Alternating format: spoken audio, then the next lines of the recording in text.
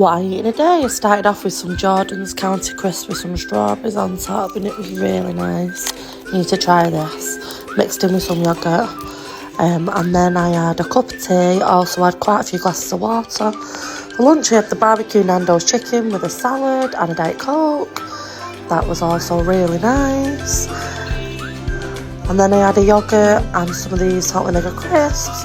And then I made this shawarma kit with some of these Morrison's wedges for dinner. So I did chicken wraps with that, with salad. Thanks for watching.